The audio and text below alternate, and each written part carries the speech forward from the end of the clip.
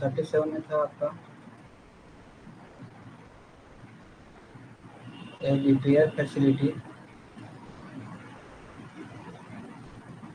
जो भी एमएमटी का एग्जाम नहीं दिया हो वो क्वेश्चन लिख सकता है यहाँ से, प्रैक्टिस करने के लिए बेस्ट रहेगा। As a poisons,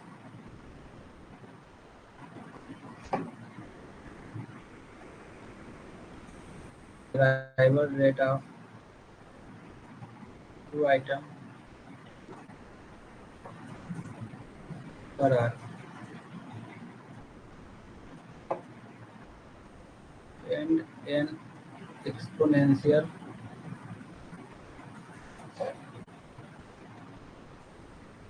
service rate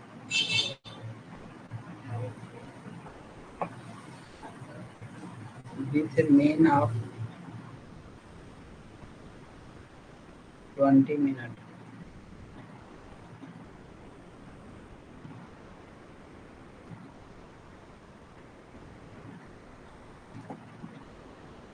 What is the average waiting time in the queue?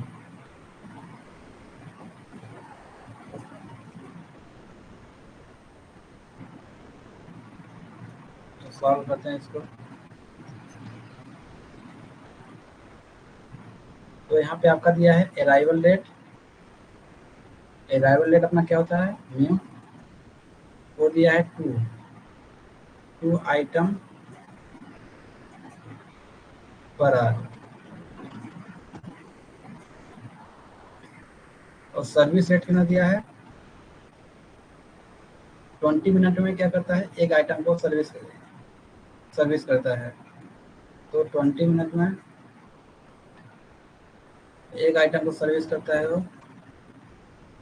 तो यहाँ पे एक घंटे का दिया है अराइवल रेट, तो इसको भी 1 घंटे में मेरे को चेंज करना पड़ेगा। 20 मिनट में अगर एक आइटम को सर्विस प्रोवाइड करता है तो 1 घंटे में कितना होगा,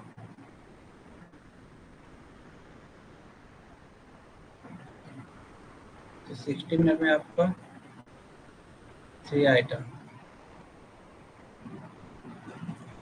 मतलब यहाँ पे सर्विस रेट कितना हुआ आपका, लैम्डा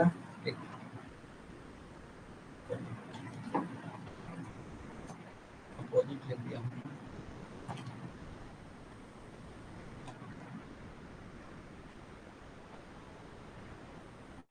अराइवल रेट लैम्डा होता है और सर्विस रेट मीन होता है। तो मीन यहाँ दिया है, हो जाएगा आपका 3 आइटम।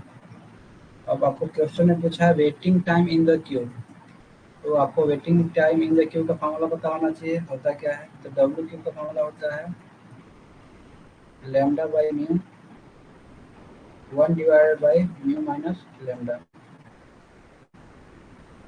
तो यहाँ पे आप देखेंगे जो दोनों में मेरा जो अराइवल रेट और सर्विस रेट जो दिया गया है वो आपका आवर में दिया गया है। तो इसको चेंज करना पड़ेगा, उसको ध्यान से देखिएगा आप। तो लैम्डा यहाँ पे 2 है, म्यू 3 है। 1 डिवाइड बाई म्यू आपका 3 है, लैम्डा 2 है। तो कितना हुआ है यहाँ पे 2/3। यहाँ पे 1 डिवाइड बाई 3 माइनस 2 1 होगा, तो 1 डिवाइड बाई 1। ये आपका कितना आया waiting time in the queue 2/3 hour. तो इसको मिनट में चेंज करेंगे कितना होगा, इसको चेंज करके बताइए मिनट में कितना होगा। 2/3 आवर को मिनट में कितना लिखेंगे,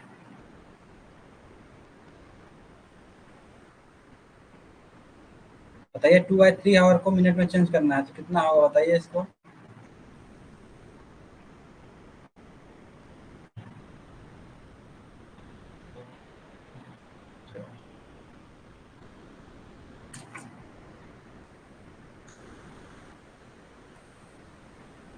twenty minute, 40 minute, 30 minute, 50 minute.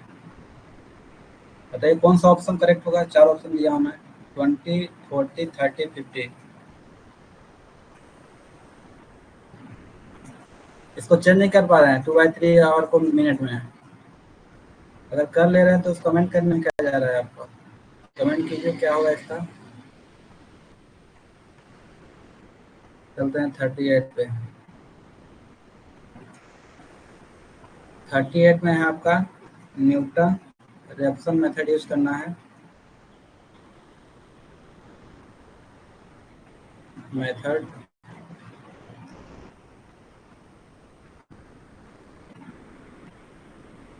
Find root of the equation.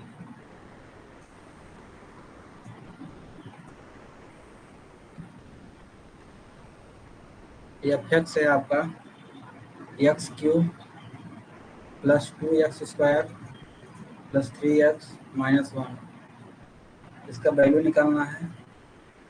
If the initial guess is x nought equal to 1,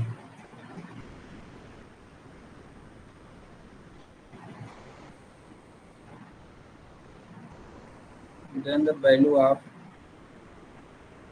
x after second iteration।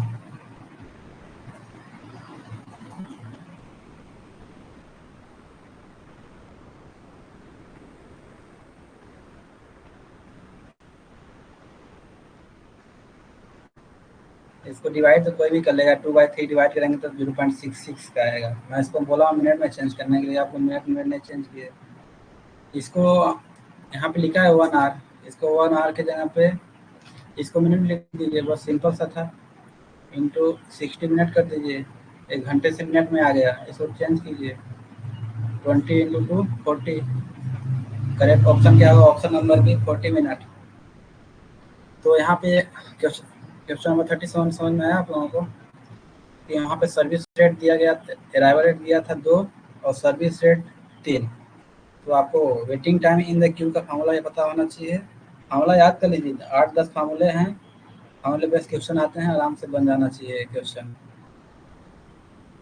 1 या 2 नंबर क्वेश्चन आ ही जाता है इससे। तो 10 फार्मूले हैं, सिंपल फार्मूले हैं, इसको याद कर लीजिए आप लोग, किंग थ्योरी।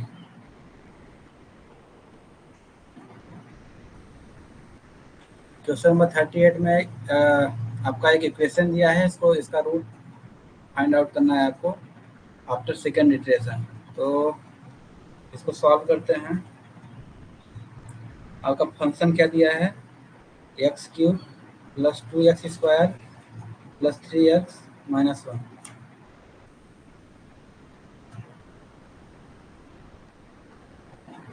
तो आपको फार्मूला पता होना चाहिए न्यूटन रिएक्शन का, एक सिंपल सा फार्मूला है, उसको याद कीजिए आप लोग।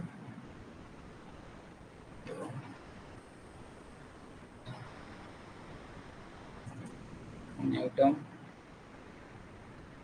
रिएक्शन मेथड फार्मूला क्या है इसका, X N plus 1 equal to X N minus F X N divide by F dash X N. इसमें कुछ नहीं करना, एकदम सिंपल सा फार्मूला है, इसको याद करना है आप लोगों को। इससे 2 नंबर क्वेश्चन आएंगे आपके, एक सिंपल सा फार्मूला है। तो पहले क्या करना है आपको, यहाँ पे आपका क्वेश्चन में दिया है एक्स नॉट, मतलब एन की जगह पे यहाँ पे क्या दिया है 0। एक्स नॉट, तो यहाँ पे एक्स नॉट का वैल्यू क्या दिया है 1 दिया है। क्वेश्चन में दिया है x not equal to 1।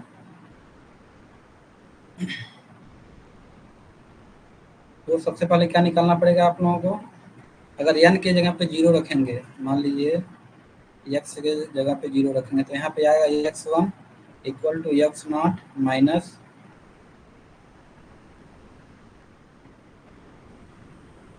F X nought divide by F dash X nought. तो मतलब क्या है, सिंपल है, यहाँ से आपका x1 निकलेगा, ठीक। तो एक्स नॉट के जगह पे आपका यहाँ पे 1 आएगा माइनस एफ एक्स नॉट, मतलब जो आपका फंक्शन दिया है, फंक्शन में एक्स नॉट का वैल्यू पुट करना है, मतलब एक्स के जगह पे आपको सिर्फ 1 पुट कर देना है। और नीचे में क्या करना है, इसको डिफ्रेंशिएट करके एक बार वहाँ पे 1 पुट कर देना है। तो चलिए डिफ्रेंशिएट करते हैं और वैल्यू पुट करते हैं। एफ एक्स नॉट, देते हैं अभी, क्या होगा, X nought cube plus 2x0 square plus 3x0 minus 1 equal to 0। तो x0 की जगह पर 1 पुट करेंगे तो क्या आएगा, 1 का क्यूब प्लस 2 इंटू 1 का स्क्वायर प्लस 3 इंटू 1 माइनस 1। क्या क्या होगा इसे सॉल्व करने के बाद, 1 प्लस 2 प्लस 3 माइनस 1। तो ये कटेगा तो बचेगा यहाँ पे 5। मतलब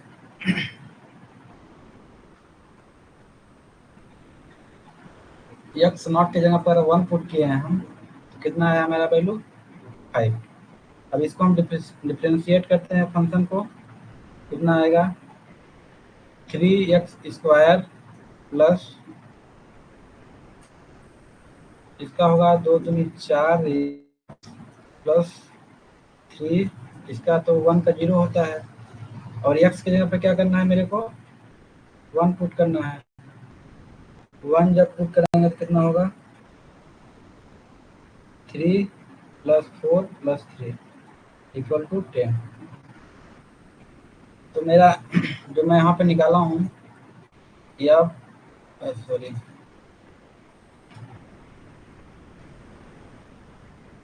फर्स्ट स्टेशन के बाद क्या है, x1 x0 minus F dash x0 divide by F, sorry यहाँ पे नहीं रहेगा ना,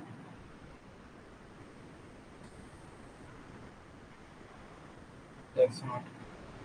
तो x0 का वैल्यू क्या है, 1 है, माइनस एफ x0 क्या है, 1 पुट करने पर 5, डिफरेंशिएट करने के बाद 1 पुट करने पर क्या है, 10। इसको सॉल्व करेंगे तो कितना आएगा, 1 माइनस हाफ, और एक में हाफ माइनस करेंगे तो हाफ बचेगा, मतलब 0.5। तो अभी मेरा क्या आया है, फर्स्ट इटरेशन के बाद मेरा वैल्यू आया है 0.5, लेकिन क्वेश्चन ने पूछा सेकेंड इटरेशन के बाद। तो चलिए सेकेंड इटरेशन निकालते हैं इसका। सेकेंड इटरेशन निकालने के लिए मतलब यक्स टू हो जाएगा, यहाँ पे क्या होगा, 1 x1 minus F dash x1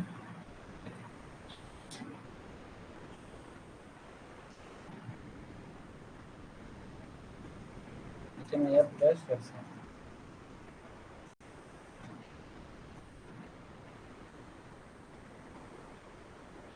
तो मेरा यहाँ पे x1 तो मेरे को मिल गया है 0.5। अब मेरे को क्या निकालना है, एफ x1, मतलब क्या है, एफ जो भी फंक्शन मेरा है आपका, मान लीजिए फंक्शन क्या है, x cube plus 2x square plus 3x minus 1। यहाँ पे मेरे को x1 का वैल्यू पुट करना है, हर x के जगह पे x1 का वैल्यू पुट करना है। तो x1 का वैल्यू क्या है, 0.5। या 0.5 इक्वल टू क्या होगा, 0.5 का क्यूब प्लस 2 इंटू 0.5 का स्क्वायर प्लस 3 इंटू 0.5 माइनस 1। इसको सॉल्व करेंगे तो आएगा आपका 0.125। अब मेरे को इसको डिफ्रेंशिएट करके x के जगह पे फिर 0.5 पुट करना है। तो एफ डैश x1 क्या आएगा, 3x square plus 4x plus 3। Differentiation बनता है, अच्छे से नहीं बनता है, इसके लिए डिफ्रेंशिएशन आना चाहिए आपको, तभी इसको सॉल्व कर पाएंगे आप। डिफरेंशिएशन एक सिंपल सा है, जो आपके मान लीजिए एक्स एक्स का क्यूब है, इसके पावर में जो भी रहेगा वो सामने आ जाएगा, और इसमें एक माइनस हो जाएगा, तो 3 सामने हुआ, इसमें एक जस्ट माइनस होगा, 3 माइनस 1 तो 2 बचेगा।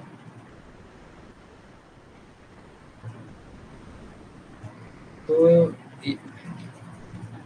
एफ डैश यहाँ पे क्या पुट करना है, x1 की जगह पे 0.5, 3 इंटू 0.5 का स्क्वायर प्लस 4 इंटू 0.5 का प्लस 3,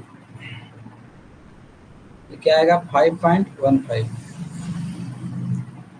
अब मेरे को इस इक्वेशन को पुट कर देना है, x2 इक्वल टू x1 है आपका 0.5 माइनस 0.125 डिवाइड बाई 5.15। इसको सॉल्व करेंगे तो आएगा आपका 0.3043। तो यहाँ पे पुट करेंगे आप 0.3043। न्यूटन रेफरेंस समझ में आया अच्छे से? न्यूटन रेफरेंस समझ में आया? सेकेंड स्टेशन बोला है तो कहाँ तक करेंगे? फर्स्ट स्टेशन बोलेगा तो कहाँ तक करेंगे? समझ में आया न्यूटन रेफरेंस? बताइए।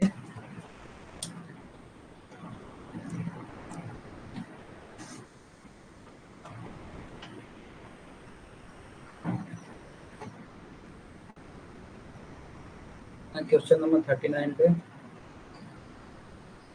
An aircraft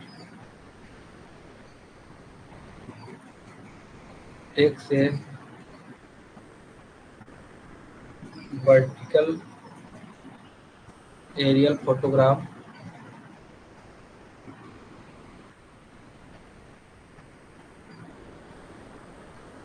at a flying height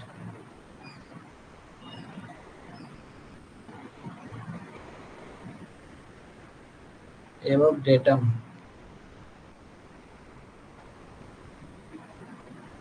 h equal to 300 meters. The focal length of the camera is f equal to 15 centimeters, मतलब 0.15 metre.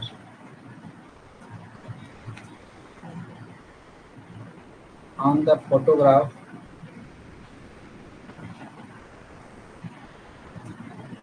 a ground distance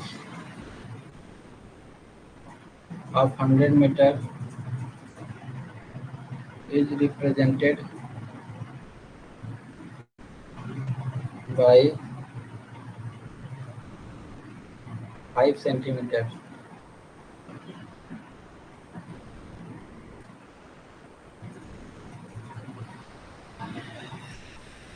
Determine the average ground height h in metre. इसमें option है आपका 50, B है आपका 0, सी 100, D 25.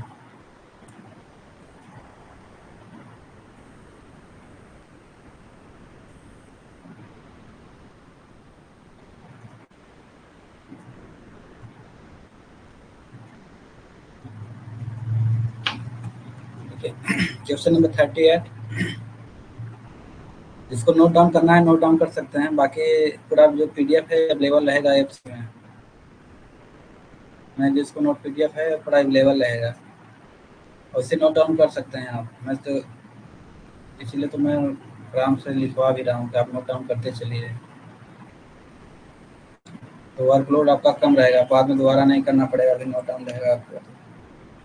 Question number 38 में है, एक equation दिया है, इसका रूट फाइंड आउट करना है सेकेंड इटरेशन के बाद, वो भी न्यूटन रेफरेंस मेथड से. तो न्यूटन रेफरेंस आपका पता होना चाहिए. न्यूटन रेफरेंस का फॉर्मूला होता है X N plus 1 equal to X N minus F X N divide by F dash X N. तो यहाँ पे सबसे पहले एन आपका दिया है 0, मतलब स्टार्टिंग कहाँ से शुरुआत करना है? 0 से शुरुआत करना है. तो एक्स एन के जगह पे 0 पुट करेंगे तो ये वैल्यू क्या आएगा? एक्स 0 प्लस 1, तो एक्स एन आ जाएगा. तो एक्स एन की जगह पे 0 हो जाएगा, एक्स 0 माइनस यहाँ पे एन पुट करेंगे तो एफ एक्स नॉट, यहाँ पे पुट करेंगे 0 तो एफ डैश एक्स नॉट.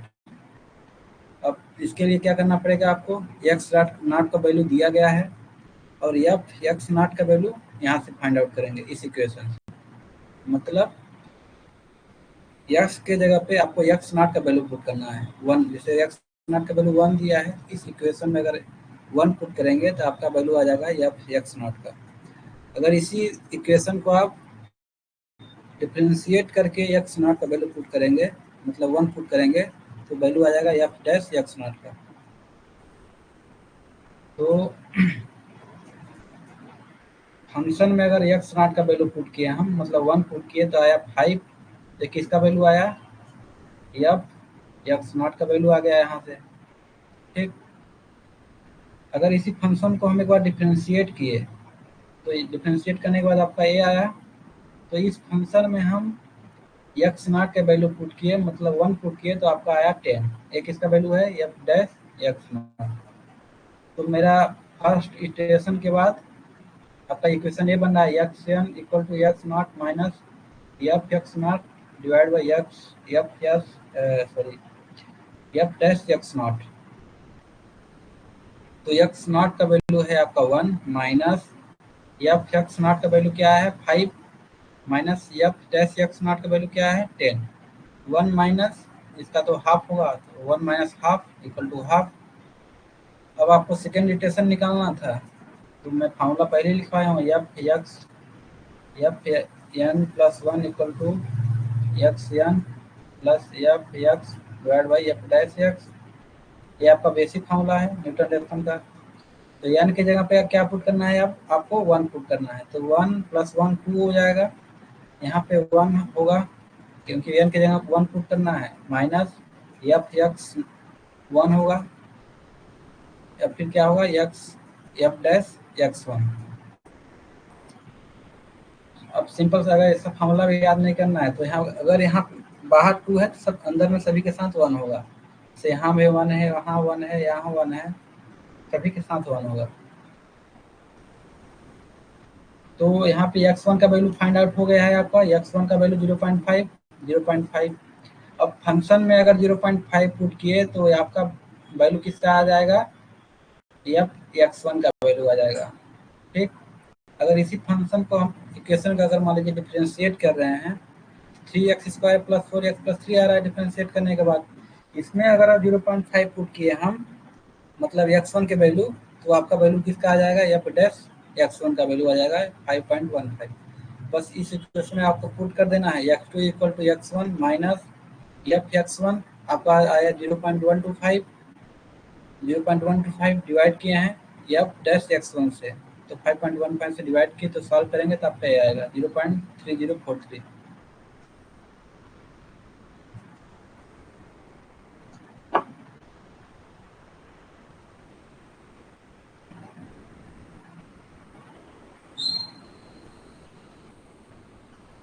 तो दर्शन डाउन सॉरी नोट डाउन कर चुके हैं आप?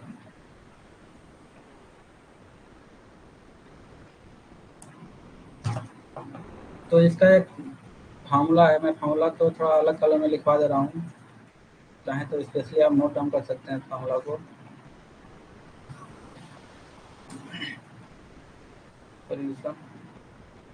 स्केल इक्वल टू होता है focal length of camera divide by H minus H average. आपको यही निकालना है, एवरेज ग्राउंड हाइट, इसको निकालना है। तो सबसे पहले क्या निकालना पड़ेगा आपको, स्केल। स्केल इक्वल टू क्या होता है,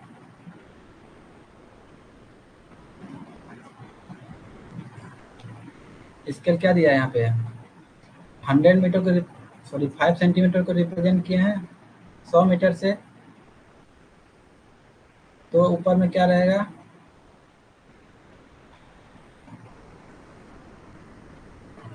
मैप डिस्टेंस 5 सेंटीमीटर है डिवाइड बाई ग्राउंड डिस्टेंस। तो क्या आएगा यहाँ पे 5, तो ये मीटर में है ना। तो इस हमेशा याद रखिएगा, स्केल निकालने के लिए आपको दोनों यूनिट सेम रखना पड़ेगा। तो मीटर को क्या करेंगे आप, सेंटीमीटर में चेंज कर देते हैं। क्या आएगा यहाँ पे 100, एक मीटर में 100 सेंटीमीटर, तो सेंटीमीटर में आ जाएगा, ऊपर में सेंटीमीटर में हो गया। स्केल क्या होता है यार? स्केल होता है यूनिटलेस।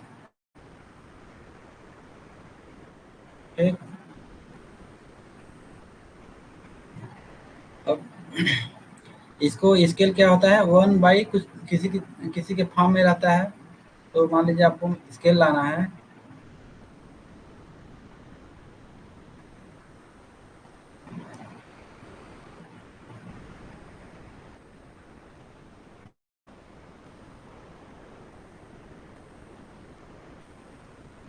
तो क्या था, 5 डिवाइडेड बाई, नीचे 4 शून्य था, तो आया आपका 0.0005। इसका जब इन्वर्स कर देंगे आप ना, तो आ जाएगा ए स्केल के फॉर्म में बन जाएगा। समझ रहे हैं? तो क्या आ जाएगा यहाँ पे, 1/2000, ये आपका स्केल हो गया। अभी जिसको तो सिंपल से आप काट सकते हैं कि 5 को 10,000 से काटेंगे 2000 आएगा, लेकिन अगर दूसरा संख्या हुआ तो सॉल्व करने का यही तरीका है, आप इन्वर्स कर दीजिए, आपका स्केल आ जाएगा। स्केल आ गया आपका 1/2000 इक्वल टू, फोकल लेंथ दिया है 0.15, डिवाइड बाई दिया है आपका, यह से जो होता है फ्लाइंग हाइट होता है, ये होता है फ्लाइंग हाइट, ये होता है आपका फोकल लेंथ।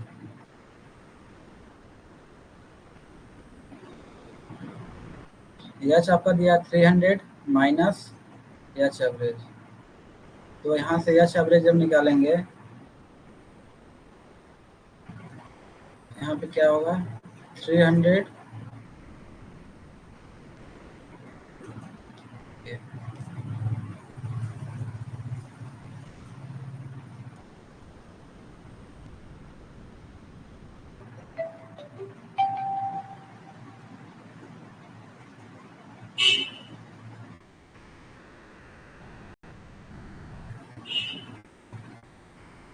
-300 इक्वल टू कितना होगा, 0। तो यहाँ से एच एवरेज कितना आ रहा है, 0। तो ऑप्शन नंबर बी करेक्ट होगा यहाँ से।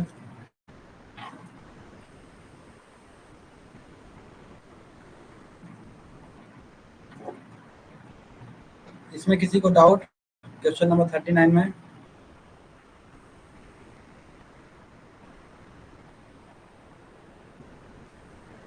39 में किसी को डाउट होगा तो पूछिए।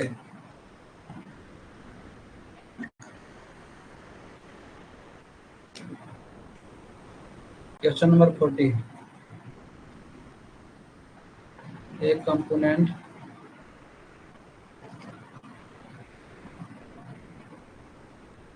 Failure rate is constant. एक कंपोनेंट है जिसका फेलियर रेट क्या है, कांस्टेंट है, 0.02 failure per hour.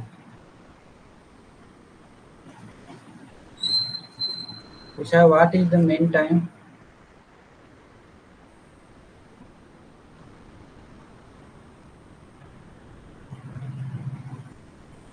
Between failure, MTBF पूछा है इसमें। 4 ऑप्शन दिया है आपका, 50, ऑप्शन बी दिया है 0.02, ऑप्शन सी दिया है 20, ऑप्शन डी दिया है आपका 100। बताइए क्या होगा इसमें। इसका फेलियर रेट दे दिया है, लैम्डा दिया 0.02, MTBF पूछा है इसका।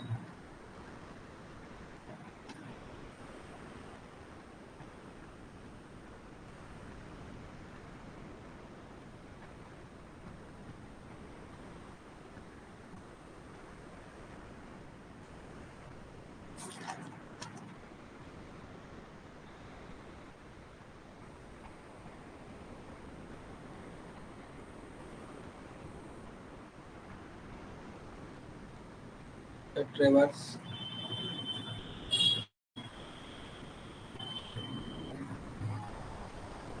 Is run underground. A traverse is run underground. The azimuth of the first line AB is 325 degree 30 minutes.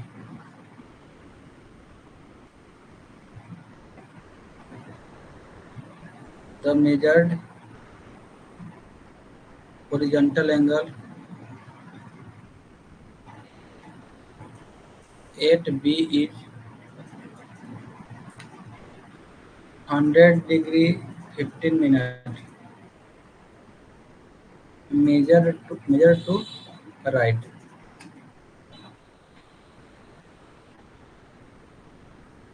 What is the azimuth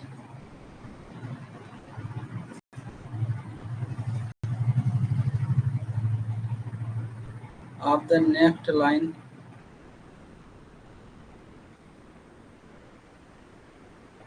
BC?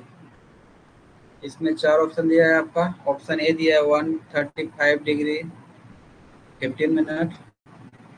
Option B है आपका 245 डिग्री 45 मिनट। ऑप्शन सी है 225 degree 15 minute. Option D है आपका 45 degree 45 minute.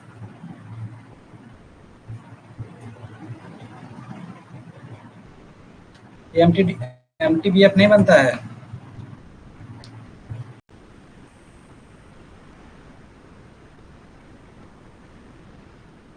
तो एमटीबीएफ क्या होता है? 1 divide by lambda. तो 1 डिवाइड बाई 0.02 करेंगे तो आपका आएगा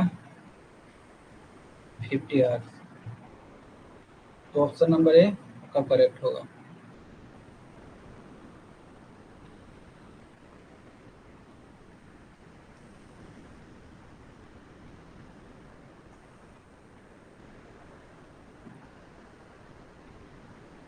इसमें क्या बोला है?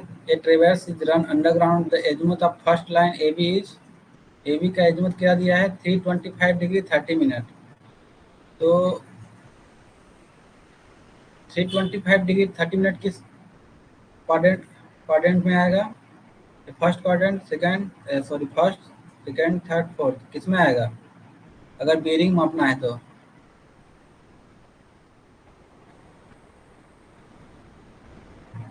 बताइए 325 डिग्री 30 मिनट किस में आएगा?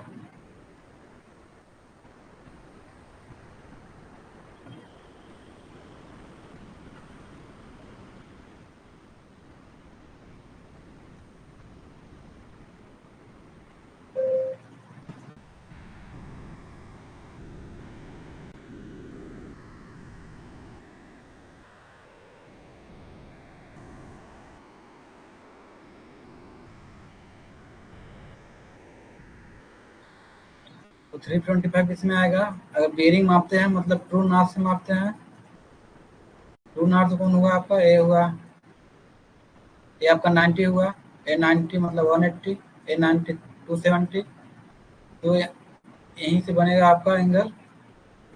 मतलब ये पूरा एंगल क्या होगा आपका?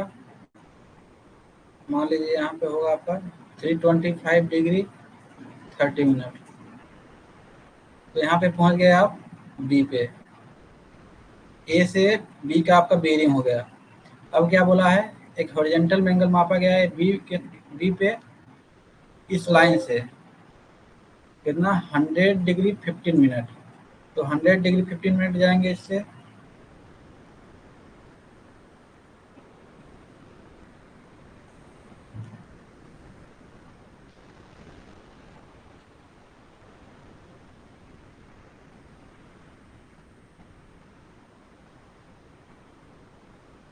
यहाँ से 100 डिग्री आगे गए, 100 डिग्री 15 मिनट।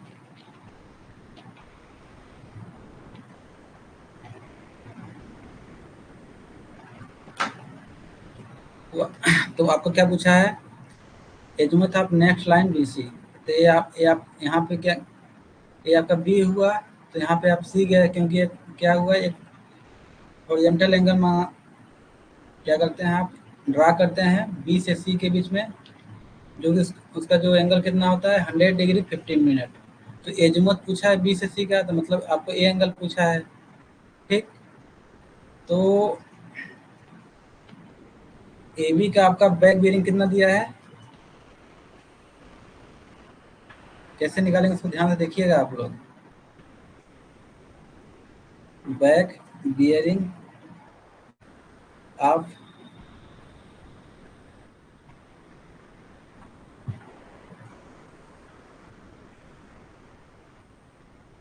ए बी कितना होगा,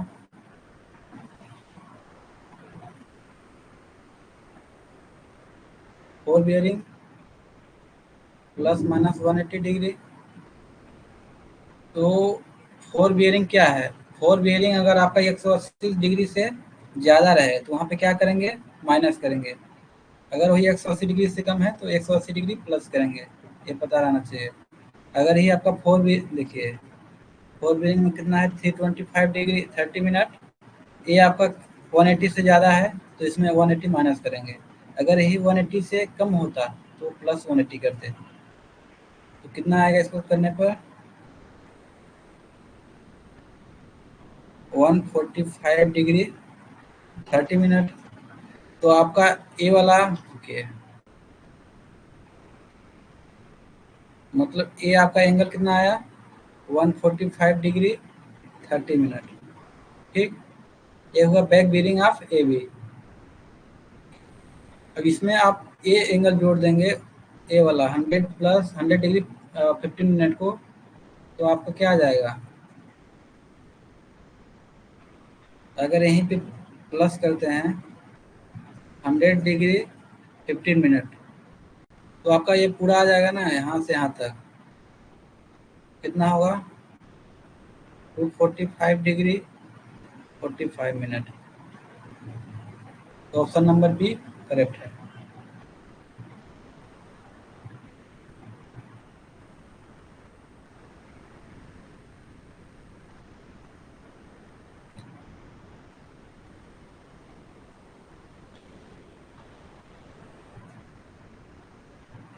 मैं जिस तरह पूछा था उसमें तो सेकंड होना चाहिए, क्योंकि मैं इसको फर्स्ट रखा, इसको सेकंड रखा, इसको थर्ड रखा, इसको फोर्थ रखा। आप लोग फोर्थ कमेंट कर रहे हैं और भी इतने समय बाद, मतलब मेरी आवाज़ इतने समय बाद पहुंचती है आप लोगों से, 5 मिनट बाद पहुंचती है मैं जो बोलता हूँ।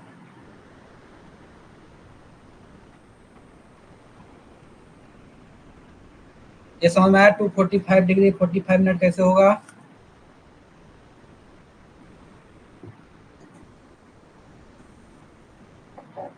चलिए चलते हैं 42 पे। 42 में क्या है, what is the primary difference between CPM and PERT, what is primary difference between CPM and PERT. पहला ऑप्शन दिया है PERT uses probabilistic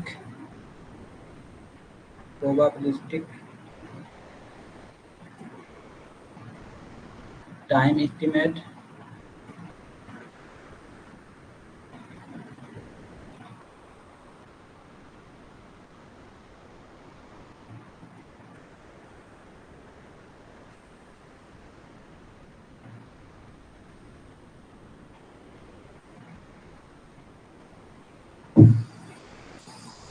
real CPM uses deterministic time estimate।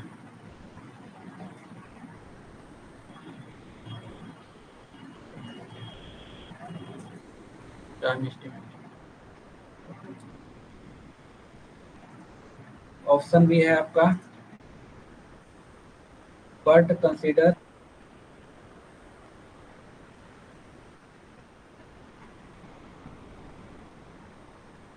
Project cost will CPM does not। Option C है आपका CPM is used for research project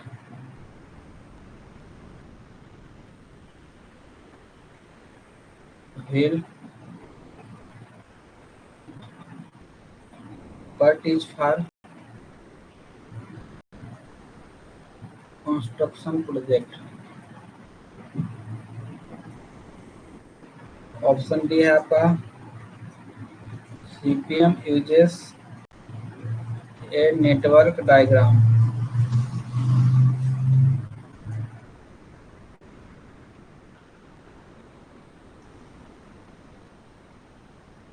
while PERT uses a Gantt chart। इसका बताइए 42 का क्या होगा?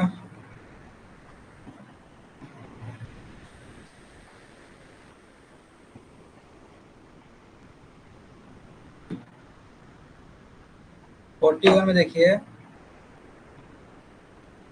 जो फर्स्ट लाइन ए बी है, ये आपका फर्स्ट लाइन ए बी है, इसका एजुमथ दिया है। एजुमथ का मतलब ट्रू नॉर्थ से उसका कितना एंगल बन रहा है, ये आपका ट्रू नॉर्थ होता है।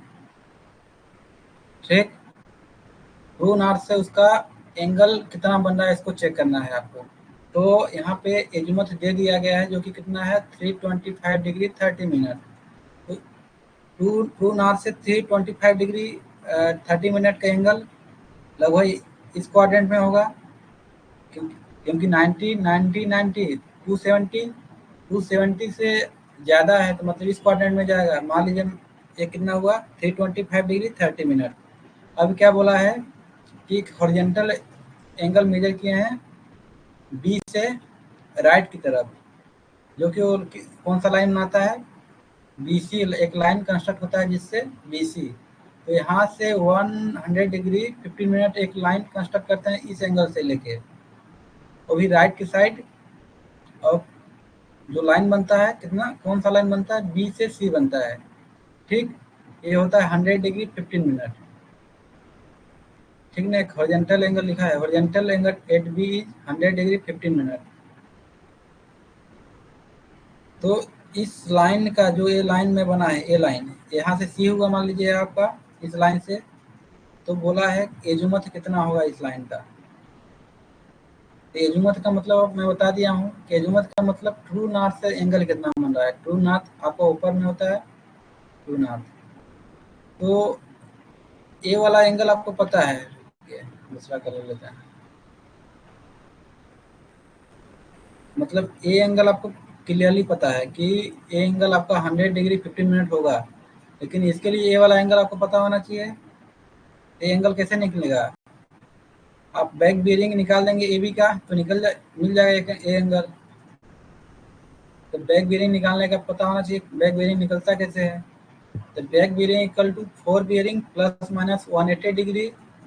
तो 4 प्लस माइनस कब करेंगे ये भी मैं बता दिया हूँ कि अगर 4 बियरिंग आपका 180 से कम रहेगा तो यहाँ पे प्लस 180 करेंगे। अगर यहीं 4 बियरिंग 180 से ज़्यादा हुआ, मान लीजिए 181 हुआ या 180.5 हुआ, तो वहाँ पे माइनस ही करेंगे। अगर 180 से ज़्यादा है तो माइनस, कम है तो प्लस।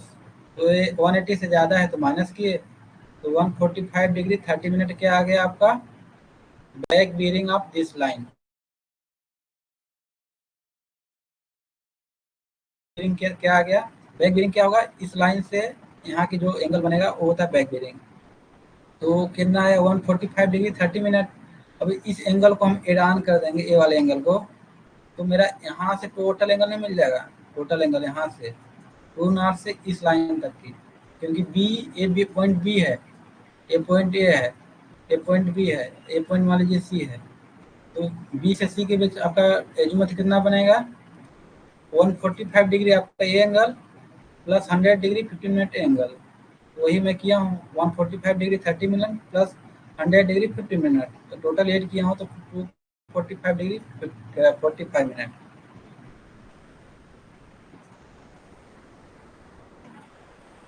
राहुल,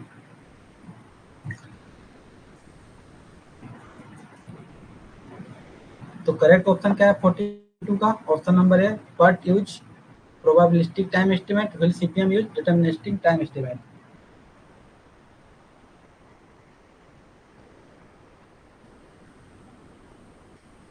तो ऑप्शन नंबर बी क्या बोला है? PERT consider project cost. तो PERT मेनली क्या किससे डील करता है? टाइम एस्टिमेट से, टाइम अनसर्टेनिटी से। मतलब PERT में क्या होता है, किसी PERT का यूज करते हैं किसी रिसर्च के लिए। तो रिसर्च में कोई टाइम थोड़ी फिक्स होता है कि हम इतना दिन रिसर्च कर ही लेंगे। उसका टाइम एक एस्टिमेट बनाते हैं कि हाँ इतना दिन में हो सकता है, इतना दिन में हो सकता है, इतना दिन में हो सकता है। तो वहाँ पे लिखता है कि एक क्या होता है पेसिमिस्टिक, ए मोस्ट लाइकली, एक होता है ऑप्टिमिस्टिक। तो पेसिमिस्टिक मतलब क्या होता है? निराशावादी लोग, जो जिनका कोई फिक्स नहीं होता कितना दिन में कर ही लेंगे। ऑप्टिमिस्टिक मतलब एकदम उनका फुल कॉन्फिडेंस होता है कि हाँ इतना दिन में कर ही लेंगे। मोस्ट लाइकली दोनों का बीच का। तो जो आपका PERT होता है वो कास्ट, प्रोजेक्ट कास्ट पे निर्भर नहीं करता है। वो किस पे करता है? Deals with time uncertainty. इसको आप चाहें तो नोट डाउन भी कर सकते हैं, मैं करा दे रहा हूँ। ये क्या होगा? CPM explicit, explicitly consider cost. मतलब CPM क्या होता है? कंसीडर करता है कास्ट को।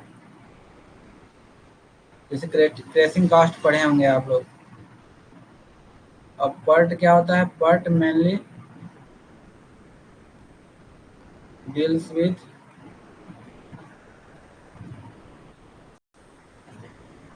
Time uncertainty.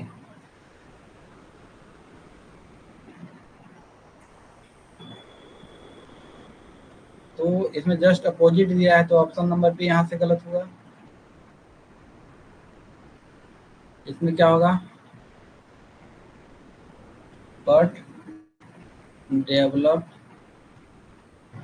Her research and development project.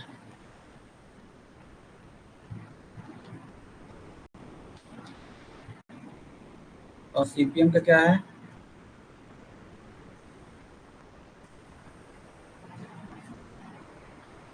Developed for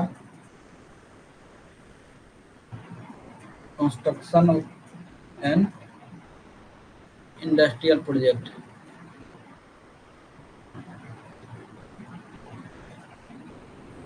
तो इसमें जस्ट अपोजिट बोल दिया है कि आपका CPM होता है रिसर्च प्रोजेक्ट के लिए और PERT होता है कंस्ट्रक्शन प्रोजेक्ट के लिए। तो अपोजिट बोला है, तो ऑप्शन नंबर सी भी गलत हुआ। और लास्ट ऑप्शन क्या बोला? CPM use a network diagram while PERT use Gantt chart. तो ऐसा नहीं है कि CPM और PERT दोनों क्या करते हैं? नेटवर्क डायग्राम यूज करते हैं। तो ऑप्शन नंबर डी भी गलत है। Both uses network diagram.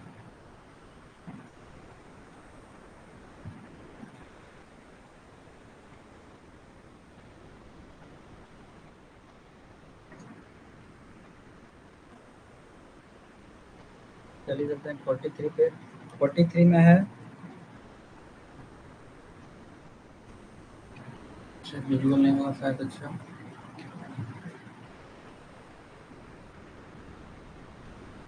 The annual demand for an item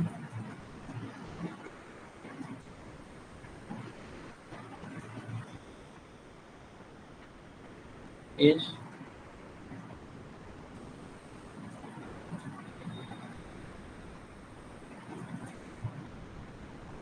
10,000 unit. The cost to place an order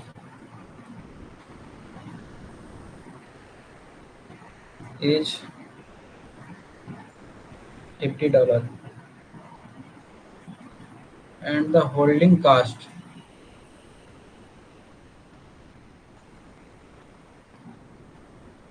per unit per year is $2.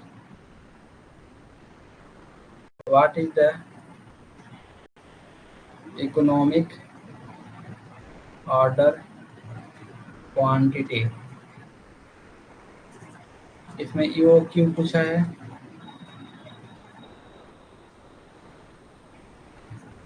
तो ऑप्शन दिया है इसमें 500, ऑप्शन बी दिया है आपका 1000, ऑप्शन सी दिया है 707, ऑप्शन डी दिया है आपका 25,000।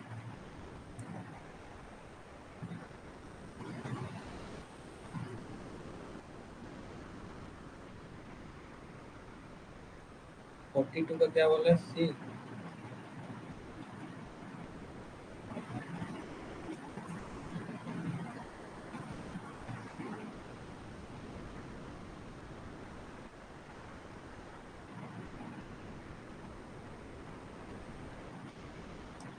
भाई बताने के बाद ये ऑप्शन नंबर सी बता रहे हो।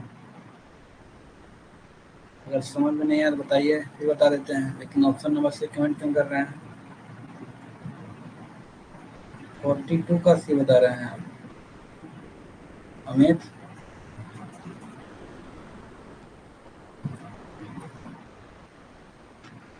तो ई ओ क्यू क्या होता है? इकोनॉमिक ऑर्डर क्वांटिटी का फॉर्मूला डी, 2D C0/CH।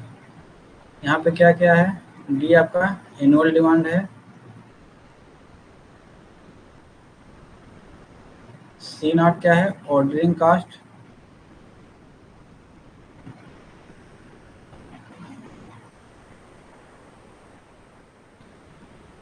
पर ऑर्डर, और CH क्या है?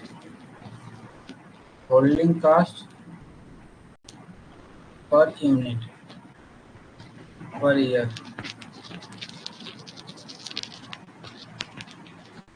तो ई ओ क्यू क्या हो जाएगा आपका? 2 इंटू 10,000 इंटू C0 क्या होगा? ऑर्डरिंग कास्ट कितना है आपका? 50 है, डिवाइड बाई होल्डिंग कास्ट कितना है? 2 है। तो सॉल्व कीजिए, आपका आएगा 707। ऑप्शन नंबर सी इसका करेक्ट है। 43 में कोई डाउट? ये तो सिंपल फार्मूला बेस्ड क्वेश्चन था, ईओ क्यू निकालना था। फार्मूला होता है √2D0/CH। तो बस वैल्यू पुट करना है, सॉल्व कर देना है केएलसी पे रख के, बाकी कुछ ज़्यादा इसमें था नहीं। तो ऑप्शन नंबर सी करेक्ट होगा।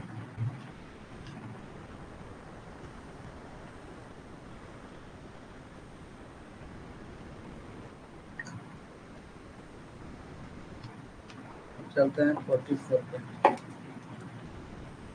44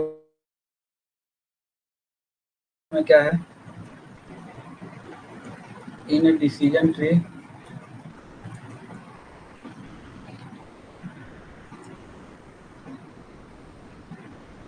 व्हाट डज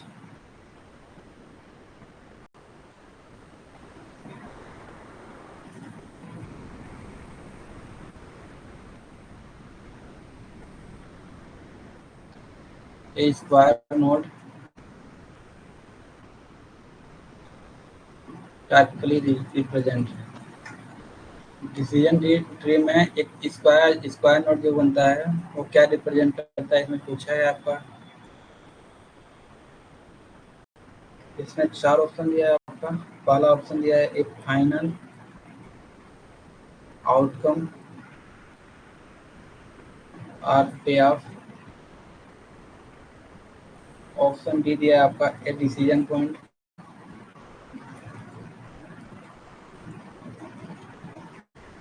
ऑप्शन सी है आपका the starting point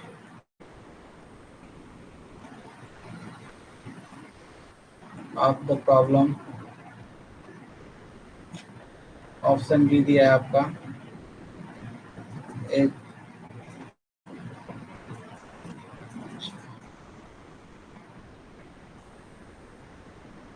chance event.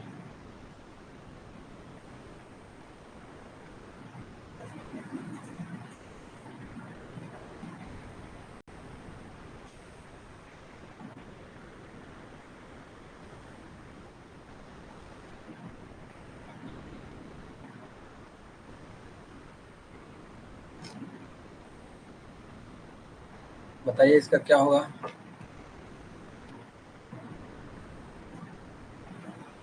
Square node ये करता है decision point.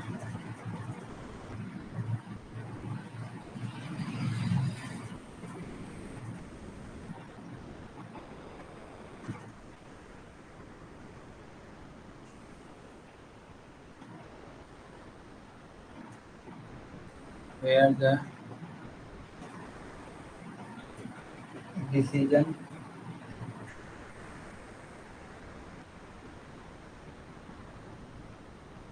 makes to choose between between alternatives।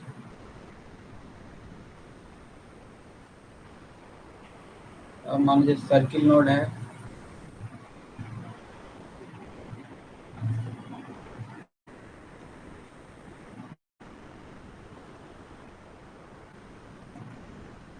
छोड़िए मैं तुम्हारे लिखूंगा।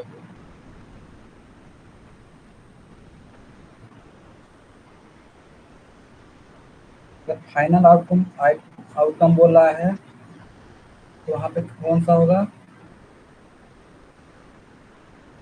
वहाँ पे बना रहेगा आपका ट्रायंगल नोड।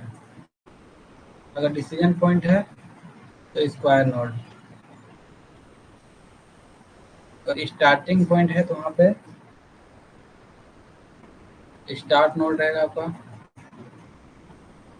अगर चांस इवेंट है आपका तो वहाँ पे सर्किल नोड रहेगा। तो याद रखिए इसको। तो यहाँ पे स्क्वायर पूछा है तो स्क्वायर के लिए क्या होगा, option number B decision point.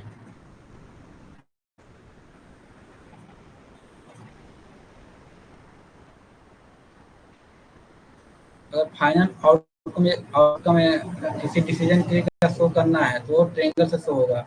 अगर डिसीजन पॉइंट शो करना है तो वो स्क्वायर नोड से शो होगा। अगर स्टार्टिंग पॉइंट शो करना है तो स्टार्ट नोड से शो होगा। अगर कोई चांस इवेंट है तो वहाँ पे सर्किल नोड से शो होगा। डिसीजन ट्री का है, डिसीजन ट्री शायद सिस्टम इंजीनियरिंग में पढ़े होंगे आप, ये हमारे सिलेबस में है सिस्टम इंजीनियरिंग में। Question number 45। A system has two component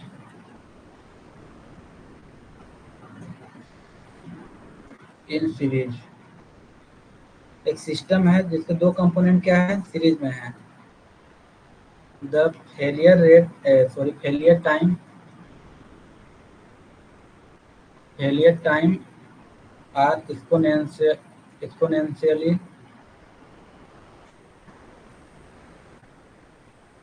distributed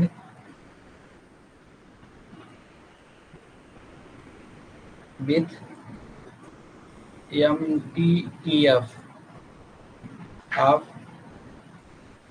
100 hours and 200 hours.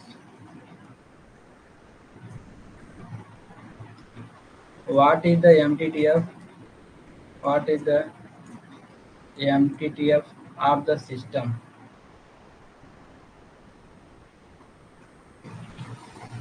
Option A दिया है आपका 66.67 आवर्स। ऑप्शन बी दिया है आपका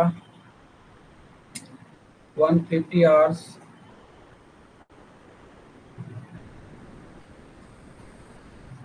ऑप्शन सी दिया है आपका 300 आवर्स। ऑप्शन डी दिया है आपका 100 आवर्स।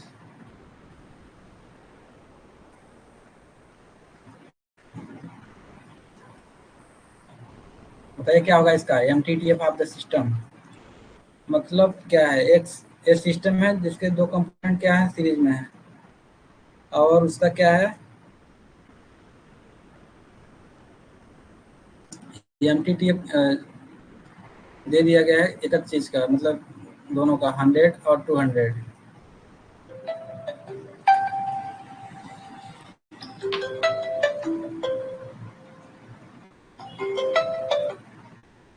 लो, 2 मिनट मैं कॉल करता हूँ, अभी क्लास चल रही है मेरी।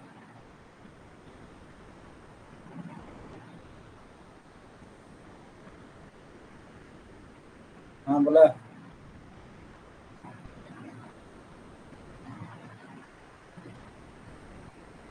क्लास चल रही है।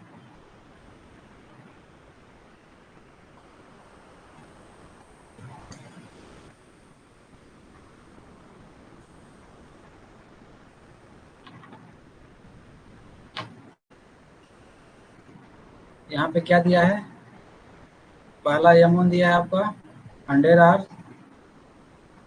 दूसरा दिया है 200R, मतलब 1/λ1 क्या दिया है, 1/λ1 दिया 100 घंटा, तो λ1 क्या होगा, या λ1 इक्वल टू 1/100, तो λ2 क्या होगा, 1/200।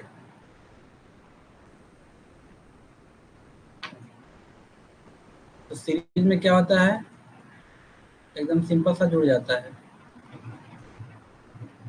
λ1 प्लस λ2, तो क्या होगा 0.01 प्लस 0.005, क्या होगा 0.00 मतलब फेलियर रेट सिस्टम का कितना आया, 0.015। तो ये एमटीटीएफ क्या होगा, 1/λ 1/0.015, तो क्या आएगा इसका 66.67 आर। तो ऑप्शन नंबर ए करेक्ट है। अच्छा,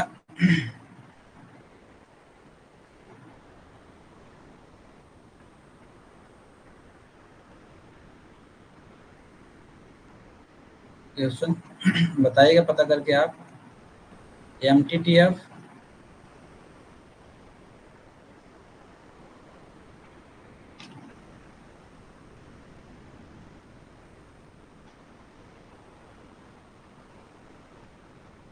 what is the difference between MTTF and एमटीबीएफ।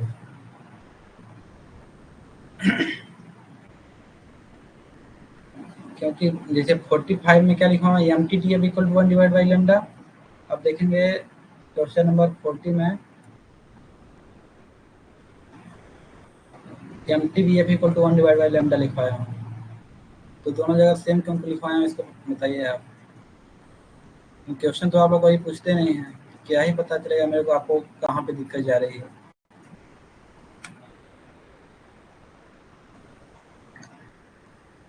जब तक आप नहीं पूछेंगे तो मैं क्या ही बताऊंगा आपको कि हाँ यहाँ इस जगह पे आपको डाउट है। बताइए एमटीटीएफ और एमटीबीएफ में क्या डिफरेंस है, दोनों जगह 1/λ ही क्यों लिखा मैं।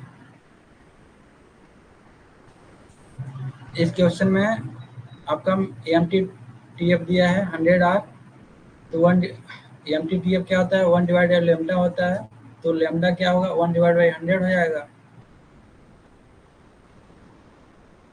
और इसका क्या होगा, λ2 1/200, तो सिस्टम का फेलियर रेट क्या होगा, λ1 प्लस λ2, दोनों को जब जोड़ एड ऑन किए तो 0.015 आया। सिस्टम का मीन टाइम टू फेलियर निकालना था एमटीटीएफ, तो 1/λ किया, 1/λ दिया सिस्टम का 0.015 आया आपका 66.67 आवर। जब तक आप नहीं पूछेंगे तो मैं सिर्फ क्वेश्चन करा सकता हूँ, इसके अलावा कुछ नहीं बता सकता। आप जब पूछेंगे तभी मैं कुछ बता पाऊंगा, हाँ आपको इस जगह पे डाउट हो रही है।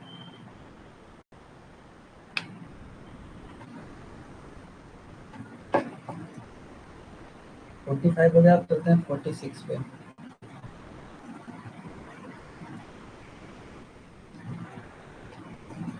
In a transportation problem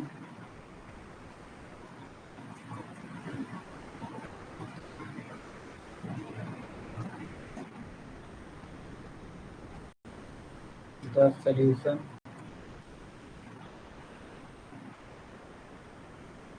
is tested for optimality using the MODI method. तो अब डाउट कब आएगा, जब आप एमएमटी अटेंड किए रहेंगे। हाँ, आप एमएमटी दिए हैं तो आपको पता रहेगा हाँ इस क्वेश्चन में मेरे को कहाँ पे डाउट जा रहा है, तभी आप पूछ पाएंगे। और आप लोग ऐसे लोग वहाँ लोग हैं, टेस्ट ही नहीं देते हैं कि टेस्ट देना तो दूर की बात है।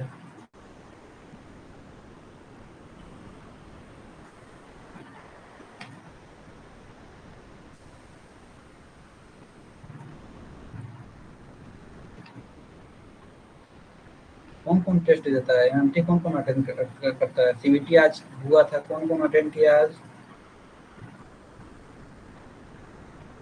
कोई अटेंड नहीं किया होगा।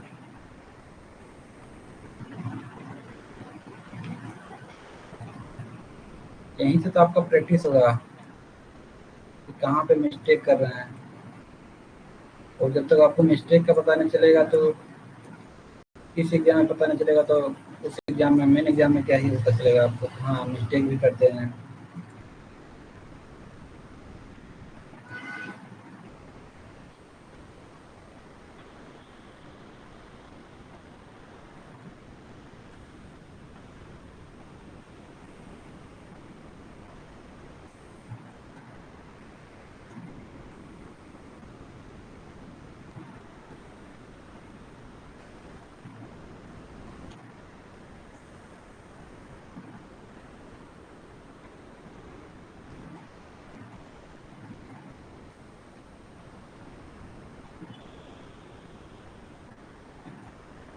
हेलो, आप लोग कुछ रिप्लाई कीजिए। पहला ऑप्शन है the solution is degenerate.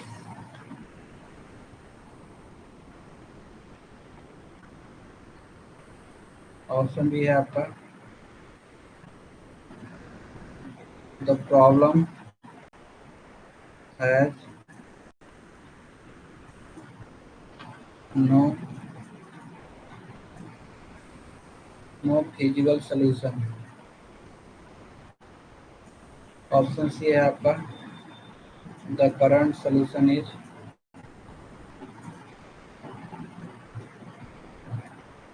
Optimal. Option D है the problem has multiple optimal solution.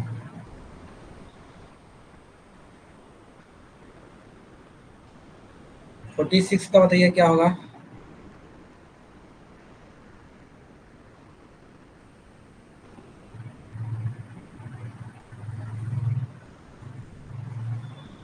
बताइए 46 का क्या होगा? In a transportation problem, the solution is tested for optimality using the Modi method. If all the opportunity cost Cij minus Ey minus Bj for the unoccupied cells are non-negative, what does this imply? तो पहला option दिया है the solution is degenerate. Option B है the problem has no physical solution. Option C है the current solution is optimal. Option D है the problem has multiple optimal solution. तो आप Modi method पढ़े होंगे तभी इसको कर पाएंगे, अगर नहीं पढ़े हैं तो नहीं कर पाएंगे इसको।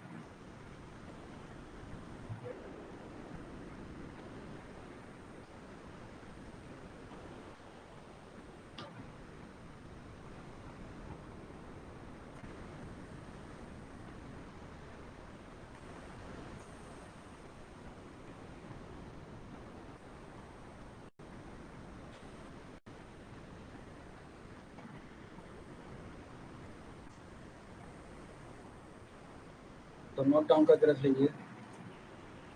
If all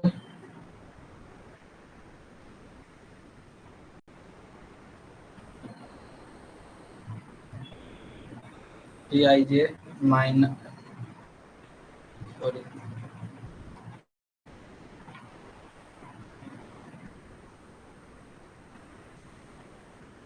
if all del ij 0, the current solution is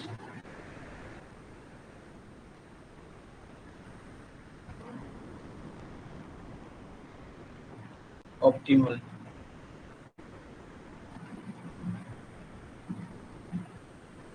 If all del ij less than 0, the solution is not optimal. तो इसका क्या होगा, इसमें क्या बोला है, अनऑक्यूपाइड जो सेल हैं नॉन नेगेटिव है। नॉन नेगेटिव का मतलब क्या हुआ, जीरो से ऊपर, जीरो या जीरो से बड़े। तो अगर जीरो या जीरो से बड़े हैं तो क्या होगा, the current solution is optimal. अगर जीरो से छोटा हुआ तो सोल्यूशन क्या होगा, ऑप्टिमल नहीं होगा। तो इसमें क्या होगा, इसका the solution, option number C correct होगा, the current solution is optimal. क्योंकि यहाँ पे क्या बोला है, नॉन नेगेटिव, नॉन नेगेटिव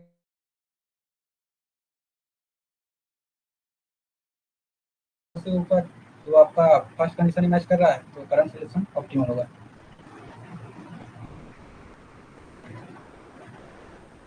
किसी को डाउट, मोदी मेथड और इसे आता तो नहीं है एग्जाम में, बस इसको सिंपली से याद रखिएगा।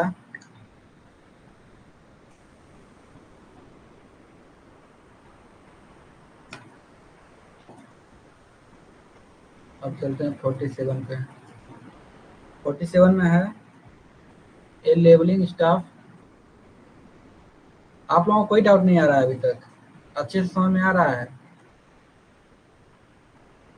ए levelling instrument is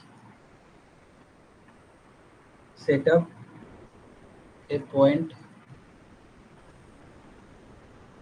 equidistance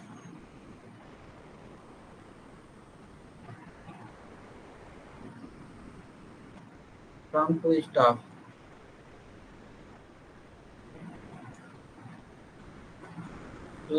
station P and Q. The reading staff reading are 2.145 meters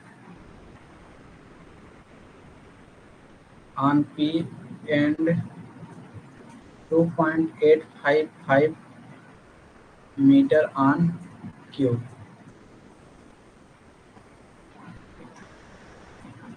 If the reduced level of P is 105.5 meter, what is the reduced level of Q? Option A है आपका 106.21, option B है आपका 104.79, option C है 110.5, option D है आपका 108.21। बताइए RL क्या होगा 47 का।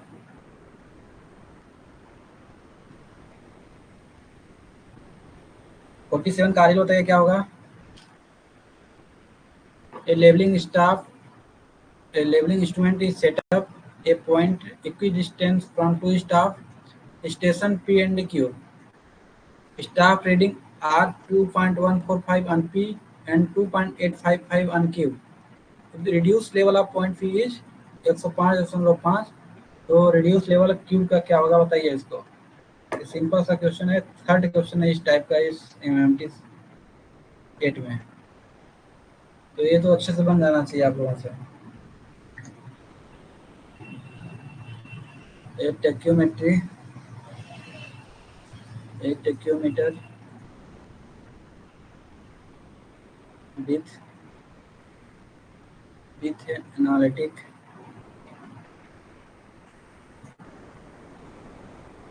Analytic lens,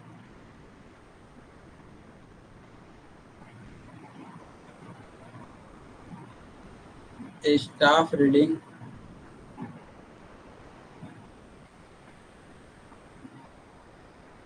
is taken on vertical staff held at a distance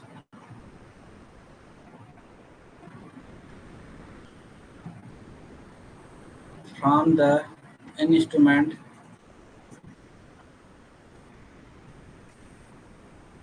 The staff intercept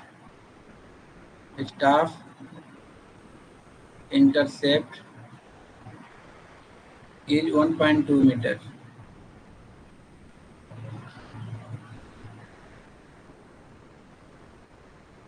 and vertical angle कितना दिया है इसमें?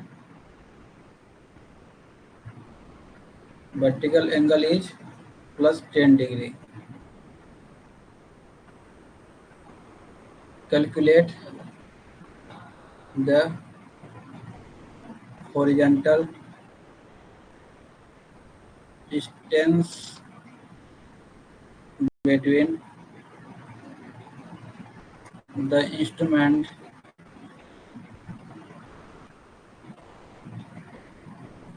and the staff station. Staff station.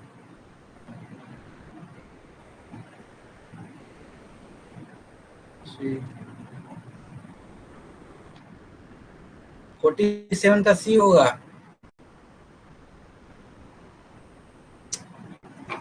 अभी आप लोगों का सारियल निकालते नहीं बनता।